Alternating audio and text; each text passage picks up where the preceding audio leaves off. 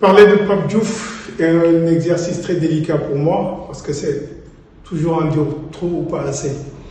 Qui connaît l'histoire de Thierno Seydi, elle est intimement liée avec l'histoire de Pape Diouf. Ça a été un ami, un grand frère et alors finalement un papa plus qu'autre chose. Alors ma carrière elle est effectivement intimement liée à Pape Diouf parce que c'était mon mentor. C'est aujourd'hui si Thierno Seydi existe dans le métier du football, c'est parce que Pape l'a voulu, parce qu'il m'a tendu la main. Et il m'a guidé vers ce métier-là et je pense que je m'en suis très bien sorti et c'est aussi grâce à Pape Diouf. Je pourrais raconter des anecdotes beaucoup par rapport à ma relation avec Pape Diouf. Comme je vous ai dit, Thierno Seydi rime avec Pape Diouf. Donc, et pour moi, le moment le plus merveilleux, quand vous, les collègues journalistes de Pape m'appelaient Pape Diouf Junior. Alors, quand on m'appelait Pape Diouf Junior, je planais, c'était pour moi une forme de reconnaissance dans mon métier.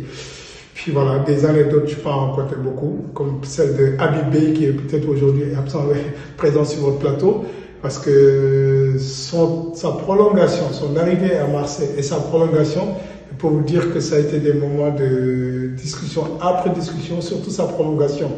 Et je crois que c'était la première fois où je suis sorti vainqueur d'un duel avec Pape Diouf, puisque après la négociation que j'avais menée avec José Anigo, quand Pape a voulu valider en tant que président du directoire, il s'y était opposé. Et comme José avait validé avec moi, alors je me suis retrouvé en face avec Pape pour discuter. Alors allez voir pendant une demi-heure des discussions âpres parce que Pape n'aimait pas discuter avec moi en fait. Il n'aimait pas discuter avec moi puisqu'il y avait toujours ce lien qui faisait Thierno Seydi, Pape Diouf et voulait se mettre à l'aise par rapport à tout le monde. Il n'a jamais voulu entamer les négociations dans un de mes jours avec lui. Et donc c'était avec José. Et au sortir de cette discussion concernant Habib Beye, je peux vous dire que quand j'ai réussi à le convaincre, parce que j'avais déjà convaincu José Anigo, et à convaincre Pape Diouf du salaire de Habib Beye, je peux vous dire qu'il s'y était opposé parce qu'il pensait que à ce moment précis, c'était un peu trop élevé par rapport au statut de Habib. Et quand j'ai réussi à faire passer le dossier, je peux vous dire que j'étais l'homme le plus heureux. Voilà des anecdotes comme ça, on peut raconter beaucoup, comme le transfert de Didier Drogba, où du jour au lendemain, il était agent et il est passé de l'autre côté comme dirigeant de l'Olympique de Marseille, et moi, agent.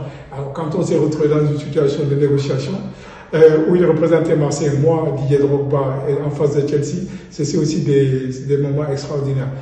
Qu'est-ce que je voulais dire d'autre? C'était tout simplement un grand monsieur.